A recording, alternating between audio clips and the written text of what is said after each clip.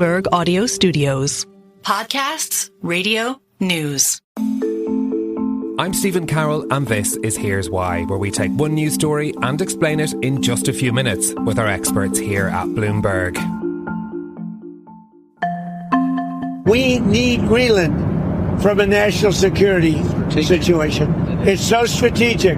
Right now, Greenland is covered with Russian and Chinese ships all over the place. We need Greenland from the standpoint of national security. And Denmark is not going to be able to do it, I can tell you. It's not the first time he said it, but this was Donald Trump speaking just after he'd sent American forces to capture Venezuelan President Nicolas Maduro. It's a ramping up of the US president's rhetoric, and Denmark's Prime Minister has taken notice.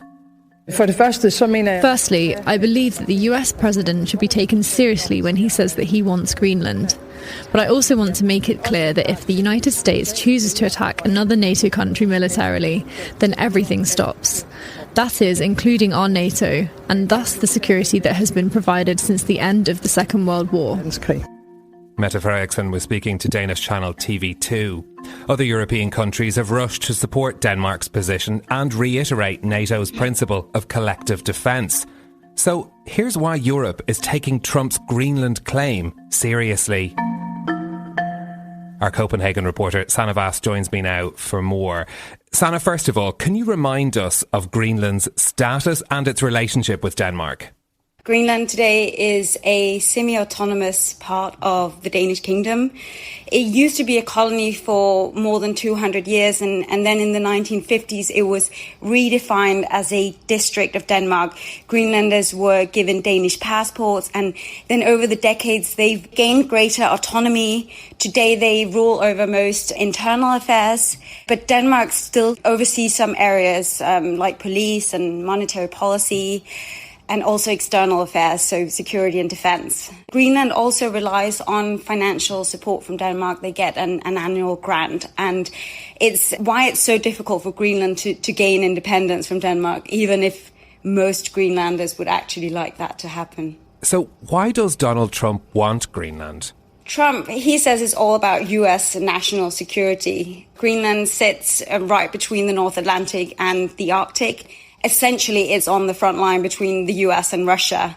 And the US already operates a military base in northern Greenland.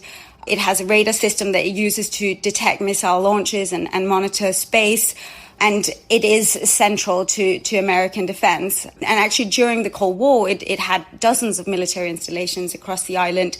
It has since scaled back. What's changing now is climate change. I mean, the Arctic ice is melting, making it easier for potentially hostile ships and submarines to move through the region.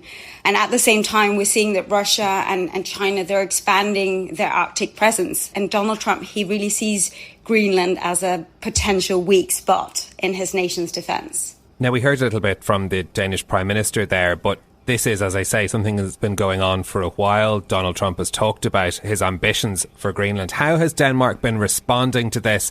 And how has that response changed since the Venezuela raid? As you say, Trump has repeated this message many times since he took office a year ago. The fact that he's renewed his campaign right after the raid on Venezuela has really alarmed both Danish and Greenlandic officials. They're concerned about the US's military ambitions and the fact that Trump is willing to break international law to achieve his aims. The Danish Prime Minister, as we heard previously, said it very clearly that we should take Trump seriously. Denmark has drawn a clear red line. They've told Trump to stop threatening Greenland and said it's up to Greenland to define its own future. Denmark does agree with Trump in that Greenland is becoming a more important territory for NATO's defense, but they just don't believe that the US needs control of Greenland to achieve its aim.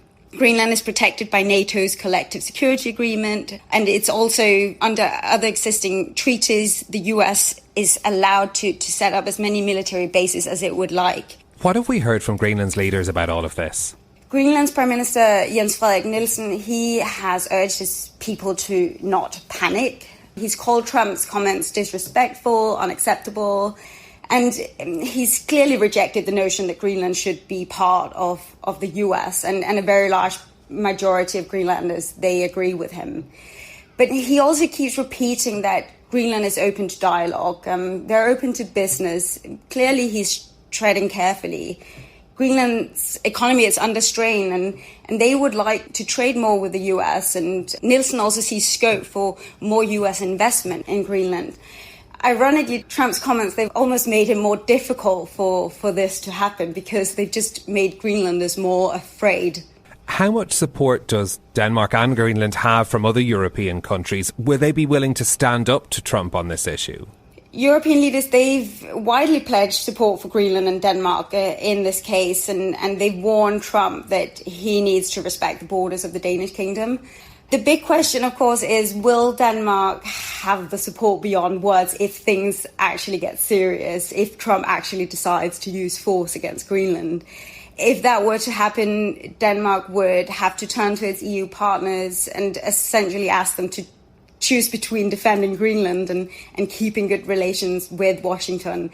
So the problem is that EU countries don't really have the military power to take on the US, and they've been close allies for decades, and they're really dealing with other major security threats like Russia's war in Ukraine.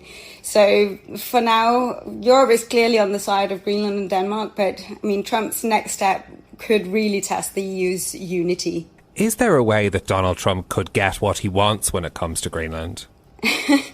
I mean, with Trump, you can never say never, right? But at this stage, experts that we speak to, they assess that Trump getting direct control of Greenland, that is very unlikely, especially given the resistance there is locally on the island, but also the risk of essentially breaking up the NATO alliance. And the big question, of course, is what does Trump really want? And people we speak to say maybe he's just using this as a strategy to get something else.